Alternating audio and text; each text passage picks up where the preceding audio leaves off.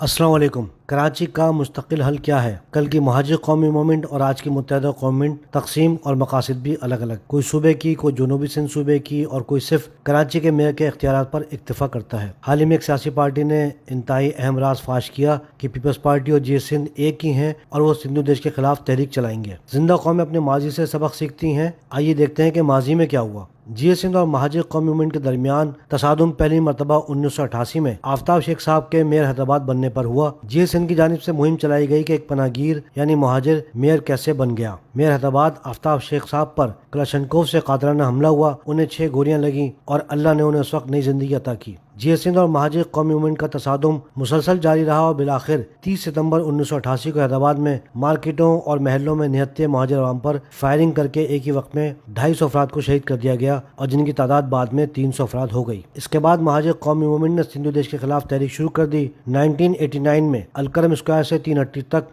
سندھو دیش کے خلاف کفن پوش جلوس نکالا گیا جس میں ہزاروں نوجوانوں نے شرکت کی۔ اکتوبر 1989 کے بعد سے سندھو دیش کے خلاف اخباری جھلکیاں پیش خدمت ہیں۔ لیاقت باغ کا جلسہ سندھ دیش کے تابوت میں آخری کیر ہوگا، الطاف حسین۔ لیاقت باغ سے مراد لیاقت باغ راولپنڈی۔ مہاجروں کو سندھ دیش کی مخالفت کی سزا دی جا رہی ہے، طارق جاوید۔ شہریوں کے تحفظ کے لیے ٹھوس اقدامات کیے جائیں، عظیمت طارق۔ پیپلز پارٹی اندرون خانہ سندھ دیش کے لیے کام کرنے والوں کی سرپرستی کر رہی ہے، الطاف حسین۔ حیدرآباد کے واقعات میں حکومت برابر کی شریک ہے، الطاف حسین۔ اس کے بعد 26 جنوری 1990 کو شاہراہ قادین پر مہاجر قومی موومنٹ کے زیر اہتمام پیپلز پارٹی مخالف جماعتوں کا ایک بہت بڑا جلسہ ہوا جس میں جماعت اسلامی بھی شریک تھی۔ اس میں الطاف حسین صاحب نے فرمایا کہ آئین کی پاسداری کروائی جائے اور صوبائی خود مختاری دی جائے۔ کہاں تو ظلم مہاجروں پر ہو رہا تھا لیکن یہاں صوبائی خود مختاری مانگی جا رہی تھی۔ اس کے بعد پیپلز پارٹی کے ساتھ پھر خوریزی شروع ہو گئی۔ یہ آپ کے سامنے اس خوریزی کی کچھ اخباری جھلکیاں پیش خدمت ہیں۔ 27-28 مئی 1990 کو پکے قلعے کا آپریشن ہو گیا۔ پولیس کی 50 گاڑیوں نے آپریشن کیا۔ 3 دن کی فائرنگ کے نتیجے میں 150 مہاجر شہید ہو گئے۔ یہ اخباری تلاشیں موجود ہیں۔ پکے قلعے کے واقعے کے رد عمل میں کراچی میں بھی خوریزی ہوئی۔ اب یہ بیانات پڑھ لیجئے۔ مہاجروں قتل عام پیپلز پارٹی اور جی سندھ کی مشترکہ کارروائی ہے، MQ ارکان اسمبلی۔ پکے قلعے کے قتل عام کے جرم میں بینظیر کو گرفتار کر کے مقدمہ چلایا جائے، الطاف حسین۔ مہاجروں کا قتل عام ہو رہا ہے اور صدر مملکت خاموش ہیں، الطاف حسین۔ صدر مملکت غلام اسحاق خان نے الطاف حسین کی اپیل سن لی اور بینظیر بھٹو کی حکومت کو 8ویں ترمیم کے آرٹیکل 58(2)B کے تحت قومی اور صوبائی اسمبلیاں توڑ دیں۔ اس کے بعد 1990 کے الیکشن ہوئے اور جام صادق محروم اور مہاجر قومی موومنٹ کی مشترکہ حکومت بن گئی۔ یہ مہاجر قومی موومنٹ کا سب سے مضبوط حکومتی اشتراک تھا۔ سندھ دیش کے خلاف تحریک کا کیا انجام ہوا وہ خود ایک الگ موضوع ہے، لیکن 1990 کے بعد سندھ دیش کے خلاف مہاجر قومی موومنٹ کی تاریخ ختم ہو گئی۔ یہ بات اپنی جگہ بالکل درست ہے کہ مہاجر پاکستان سے بڑی محبت کرتے ہیں اور وہ سندھ دیش کے خلاف ہیں کیونکہ پاکستان ان کے آباء و اجداد نے بنایا۔ سوال یہ کہ شہر کراچی میں مسلم لیگ نون، پاکستان تحریک انصاف، جماعت اسلامی اور دیگر جماعتیں اور قومیتیں بھی موجود ہیں،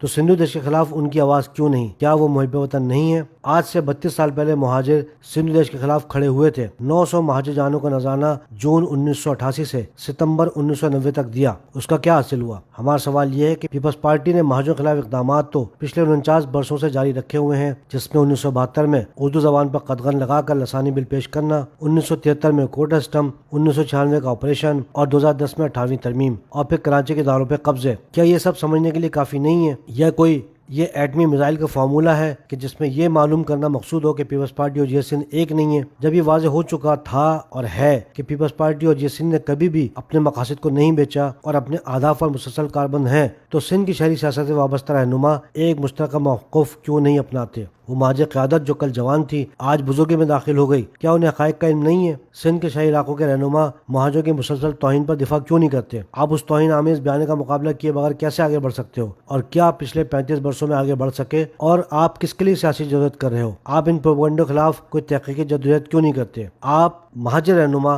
مہاجروں کا دن کیوں نہیں مناتے؟ آپ مہاجروں کی ثقافت پہ کھڑے کیوں نہیں ہوتے؟ آپ مہاجر اکابرین پر بات کیوں نہیں کرتے؟ لگتا ہے کہ مہاجر رہنما مہاجر کو صرف کھانے میں چائے کے طور پر استعمال کرنا چاہتے ہیں یا بحالات مجبوری مہاجر نام استعمال کرتے ہیں، بجائے اس کے کہ مہاجر عوام کو سندھ دیش کے احتجاج پر لگایا جائے۔ کیا ہی بہتر ہو کہ کراچی کے عوام کو 28ویں ترمیم میں کیے گئے ان اقدامات کے خلاف متحرک کیا جائے جس سے اس شہر کے اختیارات سلب ہو گئے ہیں۔ فرزند زمین پاکستان کا موقف بالکل واضح ہے کہ کراچی کو وفاق کے ماتحت بااختیار کیا جائے اور کراچی کی آئینی اور قانونی حیثیت وہ ہو جو 1 جولائی 1970 سے پہلے تھی۔ کراچی کو صوبائی ایوارڈ سے نہیں بلکہ وفاقی ایوارڈ سے بلحاظ آبادی اس کا حصہ دیا جائے۔ جیسا کہ آپ جانتے ہیں کہ پیپلز پارٹی کی حکمت عملی یہ رہی ہے کہ کراچی کو ڈسٹرکٹ کی سطح پر تقسیم تقسیم در تقسیم کر دیا جائے تاکہ مہاجروں کی طاقت کو تقسیم کیا جا سکے۔ اسی وجہ سے فرزمین پاکستان کا موقف ہے کہ کراچی کو مالیاتی ایوارڈ شہر کی سطح پر ہو، کسی بھی ڈسٹرکٹ کی سطح پر نہیں، کیونکہ یہ در پردہ پیپلز پارٹی کو مضبوط کرنے کے مترادف ہوگا۔ کراچی شہر کے لیے آئین میں تبدیلی اگر کروانی ہے تو پھر جامع تبدیلی ہو۔ ایسی آئینی تبدیلی کا کیا فائدہ جس کے لیے اگلی نسل کو پھر جدوجہد کرنی پڑے؟ واضح ہے کہ آئین پاکستان میں حقوق اور اختیارات